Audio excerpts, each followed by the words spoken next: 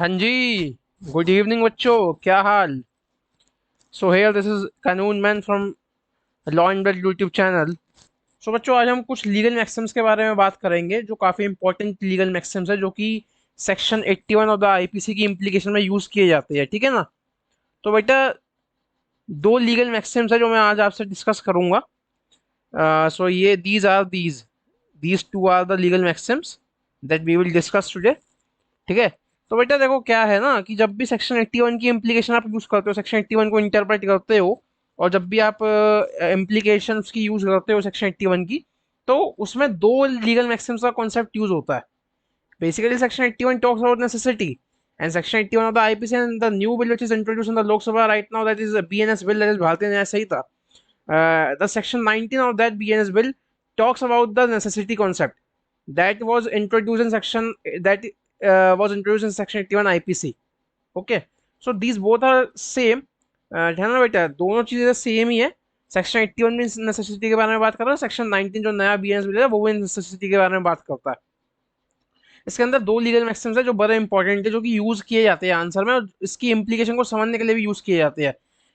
पहला है क्योर्ड नेसेसिटाज नॉन हैबिट लिगेम, जिसका मतलब होता है कि necessity which means necessity knows no law, कि भाई जब नेसेसिटी होएगी तो आप लॉ को फॉलो नहीं कर पाओगे। ठीक है ना। और सेकंड लीगल मैक्सिमस है नेसेसिटास विंसिट लिगेम, जिसका मतलब है it means necessity overcomes law. ठीक है बच्चों। तो देखो बेटा, नेसेसिटीज विंसिट लिगेम का अगर मैं आपको थोड़ा सा इम्प्लीकेशन बताऊं, तो इसका मतलब ये है कि देखो, जब भी आप किसी खतरे में हो, आप पे कोई, आप पर या आपकी प्रॉपर्टी पर कोई डेंजर सिचुएशन है, ठीक है, और आपको नेसेसिटी है कि भाई आपको लॉ को ओवरकम करके कुछ ना कुछ हार्म कॉज करना पड़ेगा। ठीक है। तो दैट इज जस्टिफाइड, क्योंकि that situation is imminent to you, and in that situation you cause particular harm. So that concept is equitable, quite equitable and reasonable also. Because बच्चों क्या होता है कि जो लॉ है, लॉ जो है वो भी रिजनेबल और इक्विटेबल कॉन्सेप्ट पर ही बनता है ना। अब कोई भी लॉ ये तो है नहीं कि इक्विटेबल जस्ट और फेयरनेस का कॉन्सेप्ट को वायलेट कर दे, क्योंकि कॉन्स्टिट्यूशन के से ही लॉ डिराइव हो रहे हैं, एंड कॉन्स्टिट्यूशन का एसेंस ही है कि that the law should be equitable, just and reasonable, है ना। तो बेटा, मैं आपको एक एग्जांपल देकर समझाता हूँ दो लीगल मैक्सिम्स। सपोज करो that you driving a car and suddenly your brake fails. ठीक है। अब आपके सामने से आप पे दो सिचुएशन है। अब आपकी कार तो चलती आ रही है ना, that your car is on your way and car continues to run. तो आप पे दो सिचुएशन है, आपके रास्ते में सामने से स्कूल के बच्चे आ रहे हैं। ठीक है। अब आपको पता है कि आपकी नेसेसिटी है कि आपकी ब्रेक तो लगेगी ही नहीं। वो आपको पता है, यू नो वेरी वेल, कि अब आपकी ब्रेक नहीं लगेगी। ठीक है।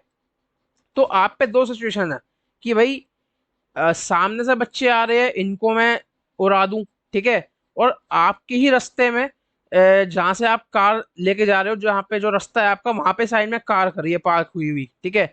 तो भाई आप पे दो सिचुएशन है, आपकी नेसेसिटी है कि आपकी ब्रेक लगेगी, तो आपको डिसाइड करना है कि मुझे क्या करना है ना।